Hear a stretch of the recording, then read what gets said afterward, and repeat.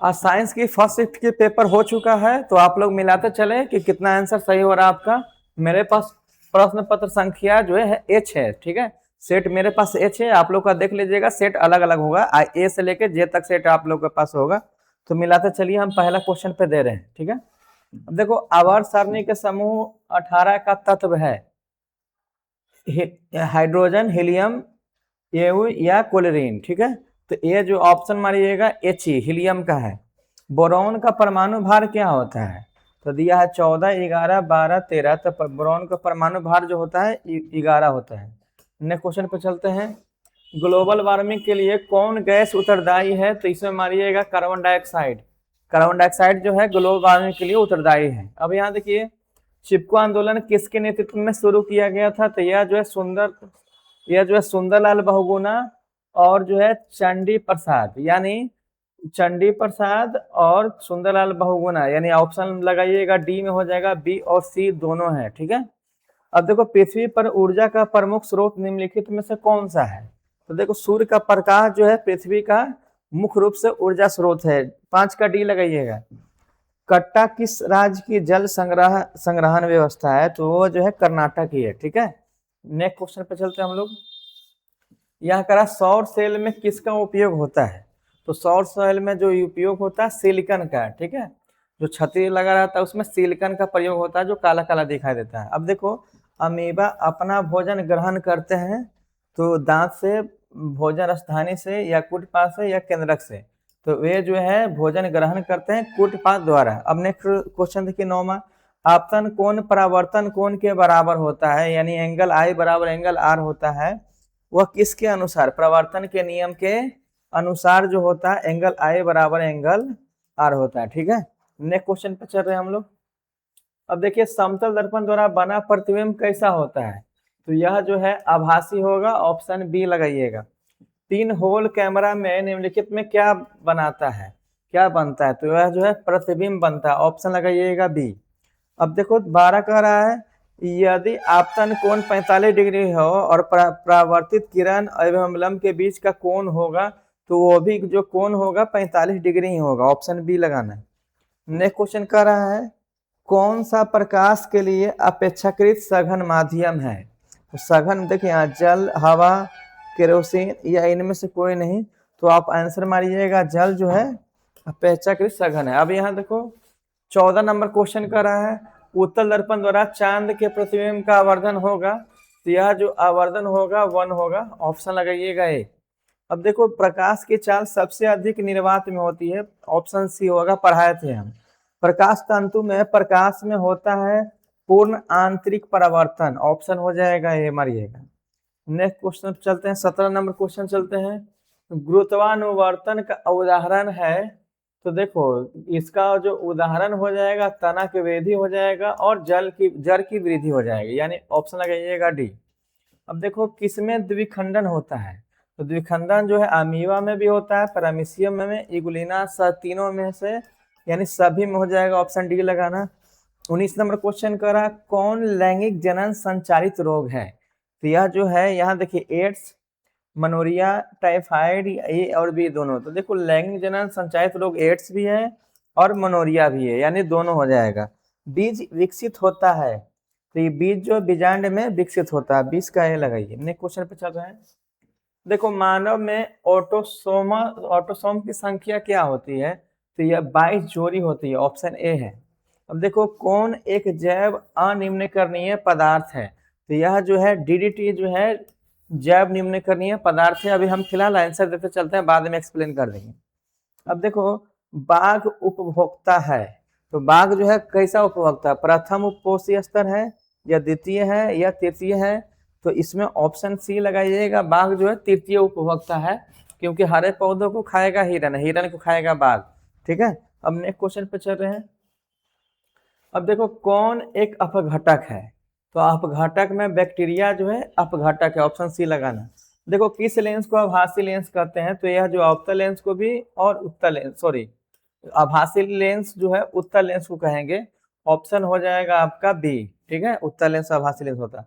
Lens की क्षमता का एसआई मात्रा क्या होता है? तो यहाँ देखिए मीटर -1 यानी 1/मीटर होता है, डायोप्टर में मापा जाता था। इसका 1/m में, यानी इसको ले जाइएगा तो m के पावर -1 हो जाएगा। ऑप्शन सी लगाइए, m का पावर -1। अब देखो नेक्स्ट क्वेश्चन 27 का, नेत्र लेंस में से रेटिना की दूरी लगभग होती है 1 सेंटीमीटर होती है दूरी लगभग। नेक्स्ट क्वेश्चन कर रहा है मानव नेत्र में किस प्रकार का लेंस पाया जाता है। तो यह जो लेंस पाया जाएगा उत्तल लेंस पाया जाएगा। ऑप्शन ए लगाना। कौन सा लेंस निकट दृष्टि दोष को ठीक करने के लिए उपयोग किया जाता है। तो अवतल लेंस का उपयोग निकट दृष्टि दोष को ठीक करने के लिए किया जाता है। अब देखो वायुमंडल में प्रकाश के किस वर्ण का प्रकीर्णन सबसे कम होता है। तो यह जो है लाल प्रकाश का प्रकीर्णन सबसे कम होता है। कांच के प्रिज्म में किस रंग का विचलन न्यूनतम होगा। तो वह जो है लाल का जो है विचलन जो है न्यूनतम होगा। ऑप्शन ए लगाना। किस उपकरण में धन प्लस और ऋण माइनस चिन्ह नहीं होता। तो यह जो परिनालिका में धन और ऋण ये नहीं होता है। अब अगला क्वेश्चन पर देखा जाए, कौन पौधों में जल संवाहक उत्तक है। तो यह जो जाइलम जो है पौधों में जल का संवाहक उत्तक है। ऑप्शन 33 का ये हो जाएगा। अब देखो नेक्स्ट क्वेश्चन चलो, वृक्क का प्रधान क्या क्या है। तो वृक्क का प्रधान क्या है, उत्सर्जन। उत्सर्जन जो है वृक्क का मेन काम है।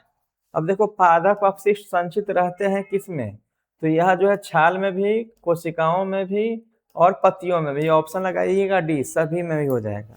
पौधे के उत्सर्जी पदार्थ कौन है। तो यहाँ देखिए गोंद, टैनिल, रेंजिन यानी डी, सभी हो जाएगा इसमें।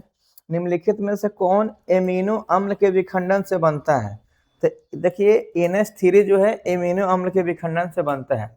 नेक्स्ट क्वेश्चन पे चल रहे हैं 38 नंबर, इंसुलिन की कमी के कारण निम्नलिखित में कौन रोग होता है। तो यह जो रोग होगा मधुमेह, यानी आपका शुगर का बीमारी जो है इंसुलिन की कमी के कारण होता है।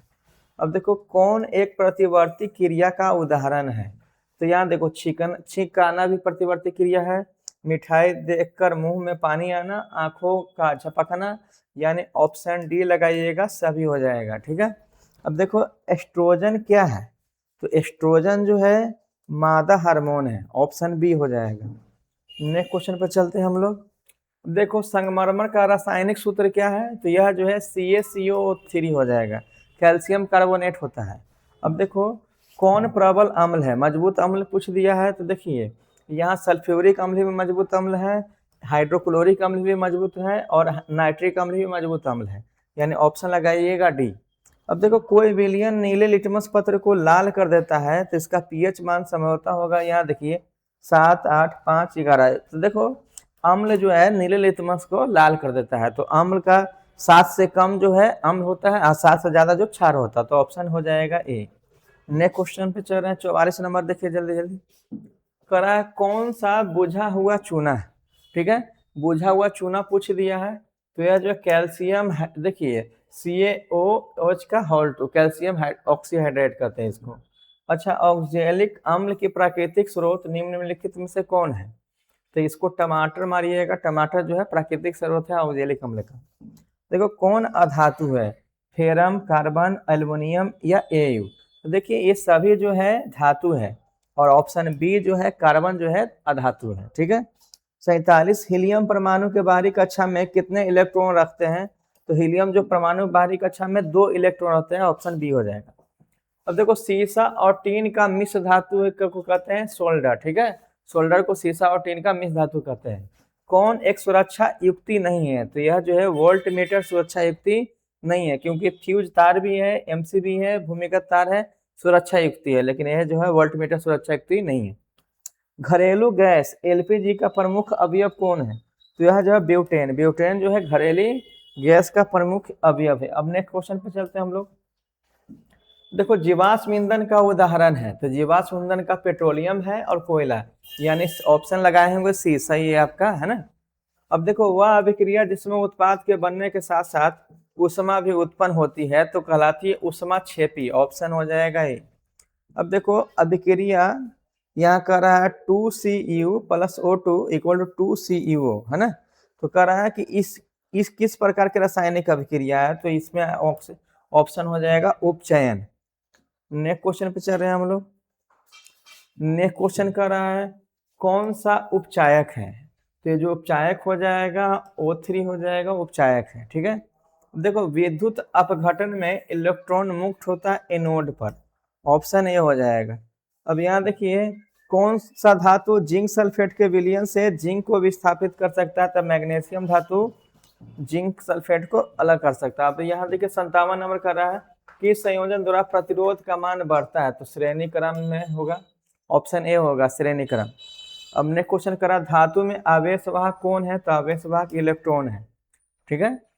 अब बताइए शुद्ध जल किस प्रकार का चालक होता है, तो यह जो है यहाँ देखिए चालक, अतिचालक, इनमें से कोई नहीं, यानी कुचालक लगाइएगा। कौन सा सर्वाधिक सुचालक है, तो एल्युमिनियम, तांबा, चांदी या कोई नहीं, तो चांदी जो है सबसे ज्यादा सुचालक है, ऑप्शन सी हो जाएगा। चलो अब देखो यहाँ क्वेश्चन कर रहा है विद्युत धारा के चुंबकीय प्रभाव की खोज किसने की थी, तो यह जो खोज किया थे ऑस्टेड ने, ठीक है, ऑप्शन ए हो जाएगा। फ्लेमिंग के वाम हस्त नियम के में मध्यमा उंगली क्या दर्शाता है, तो चालक पर आरोपित बल की दिशा दिखलाती है, ऑप्शन ए होगा। भारत में घरों में आपूर्ति की गई प्रतिवर्ती धारा की आवृत्ति होती है 50 हर्ट्ज। नेक्स्ट क्वेश्चन पर चल रहे हैं हम लोग। देखिए एक फ्यूज का गलनांक होता है कम या निम्न, ठीक है, ऑप्शन ए लगाइएगा। पारे का अयस्क क्या होता है, तो सीने बार पारे का अयस्क होता है। देखो कौन सबसे कम अभिक्रियाशील धातु है, मैग्नीशियम, फेरम, जिंक या एल्युमिनियम, तो फेरम जो है सबसे कम अभिक्रियाशील धातु है। नेक्स्ट क्वेश्चन चलता है। नेक्स्ट क्वेश्चन है 67 नंबर पे कह रहा है कि कौन हाइड्रोकार्बन है, तो हाइड्रोकार्बन देखिए C4H10 है ना, ये जो आपका हाइड्रोकार्बन है। देखिए OH क्रियाशील है, OH क्रियाशील समूह है जो एल्कोहल का, ऑप्शन बी लगाना। मीथेन में कितने सहसंयोजक बंधन होता है, तो मीथेन में जो है 4 सहसंयोजक बंधन होता है। अब नेक्स्ट क्वेश्चन कर रहा है C60 फ्लोरीन की आकृति किसके जैसी होती है, तो ये होती है फुटबॉल के जैसी। नेक्स्ट क्वेश्चन कर रहा है यहाँ कार्बन आवर्त सारणी के किस वर्ग का सदस्य है, तो यह जो है 14 वर्ग का सदस्य है। अब देखो आवर्त सारणी में कितने आवर्त होते हैं, तो यह जो है 7 होते हैं, ऑप्शन सी हो जाएगा। आहार नाल के किस भाग में पाचन क्रिया पूर्ण होती है, तो यह जो पाचन क्रिया पूर्ण होती है छोटी आंत में। चलो अब देखो नेक्स्ट क्वेश्चन कर रहा है मृत परजीवी का उदाहरण क्या है, तो देखो गोबर छत्ता जो है मृत जो परजीवी का उदाहरण है। पित्त रस किससे स्रावित होता है, तो यह जो है यकृत से स्रावित होता है।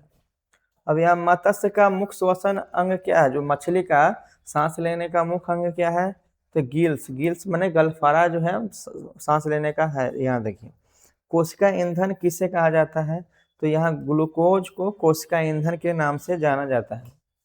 अब देखो लास्ट अब बच रहा है किण्वन क्रिया पाई जाती है ईस्ट में जो है किण्वन क्रिया पाई जाती है। रक्त क्या है, रक्त जो है संयोजिक उत्तक है। मानव हृदय किस तंत्र का भाग है, तो यह जो है परिवहन का भाग हो जाएगा। तो चलिए ये था 80 में सही सवाल। अब आप लोग मिला करके बताइए कितना सही हो रहा है, ठीक है। तो चैनल का लाइक, सब्सक्राइब और शेयर जरूर कीजिए। धन्यवाद।